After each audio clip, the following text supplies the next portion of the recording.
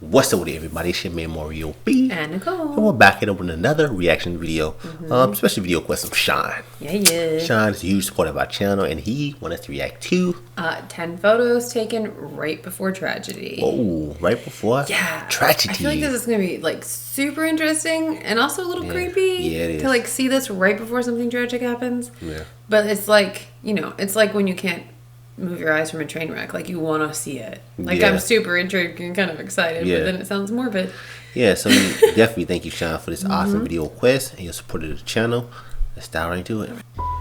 Pictures are often taken to capture a happy moment in time, a moment we often want to look back on because it simply made us smile. But sometimes those photos are the last thing someone will ever do. The following images that I'm about to show you were taken of or by people who would immediately after, unbeknownst to them, come face to face with their own death. They had no way of knowing what was to come next, and were forever immortalized in these tragic photos. That is crazy. So prepare yourself because here are 10 photos. This is taken creepy. right before tragedy. Number 1 is a car bombing. On August 15th, 1998, a group of Spanish tourists were visiting Omagh, Northern Ireland. This was during a 3-decade-long dispute between Unionists and Loyalists and Protestants and Catholics, and was a very dangerous time to be in the country. Two of the tourists, a father and son, decided to take a photo to commemorate their trip. Just moments after this photo was taken, the stolen red Vauxhall Cavalier to the right, shown here, exploded. The car bombing killed 29 people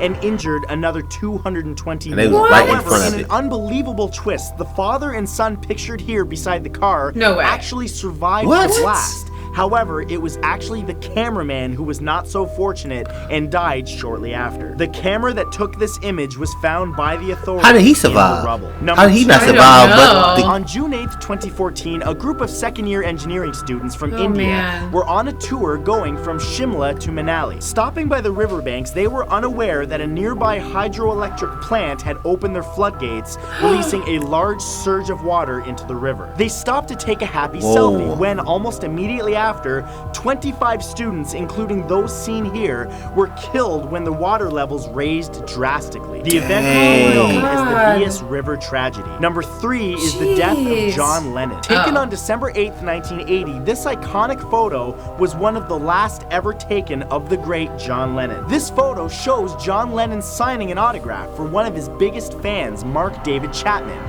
But little did he know that shortly after, Chapman would actually murder him. Chapman was a huge fan, but became fanatic and ended up shooting Lennon 4 times in the back, killing him. Perhaps what's truly disturbing about the situation is that Chapman waited for police to arrive after the murder because he wanted to be caught. He did it because he wanted to forever be known as the man who murdered John Lennon. He wanted the fame of it. The man jumping to his death. In February of 2013, a newspaper photographer was fiddling with their camera settings so that they could get a picture of the fog around the bridge in Dubai, China. However, what he actually caught was truly horrifying. While the photographer was trying to snap a picture of the bridge, a man jumped off of it, plummeting to his death. Immediately afterwards, a woman suspected of being the man's lover prepared to do the same. Paralyzed by shock and with the camera still in the photographer's hand, he did not know what to do. And as the woman jumped, the photographer tensed,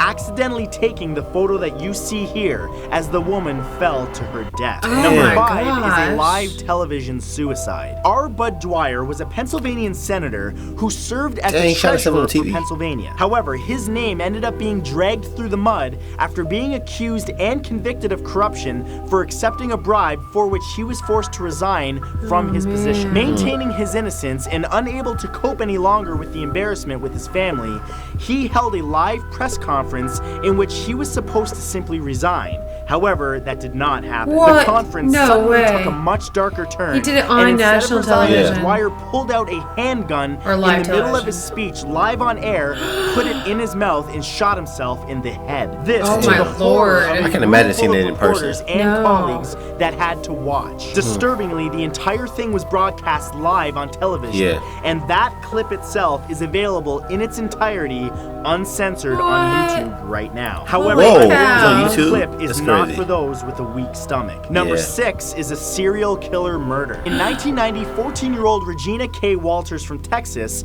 and her boyfriend ran away from home and shortly after disappeared. The photo shown here is the last image ever taken of Regina, which was taken by her murderer, serial killer and rapist Robert Van Rhodes. One of over 50 of Rhodes' victims, police believe that while her boyfriend was likely killed right away, Walters was kept alive longer, as Rhodes liked to take pictures of his victims before torturing them. One of those such pictures being this one, where Walters' hair was cut and she was forced to wear a black dress. This photo was taken just moments before Rhodes brutally murdered Walters in an abandoned barn. Rhodes was finally apprehended and convicted in 1994, but the haunting photos of his victims live on in infamy. Number 7 is falling into Niagara Falls. On October 1st, 1995, Robert Overacker, a stuntman, wanted to use his stunt skills to draw attention to the growing homeless problem. He devised a plan to illegally jump over Niagara Falls in a jet ski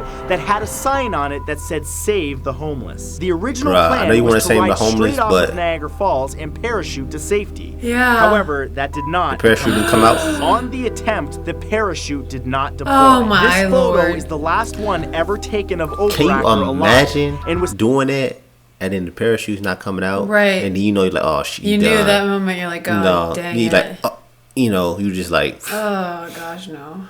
Taken mere moments before the stuntman fell to his death. Number 8 is inside a plane crash. Man, on August 12th, 1985, Japan Airlines Flight 123, a passenger flight from Tokyo to Osaka, hit a fatal snare. Interestingly, just 7 years earlier, the same plane went down due to a faulty repair from a tail strike.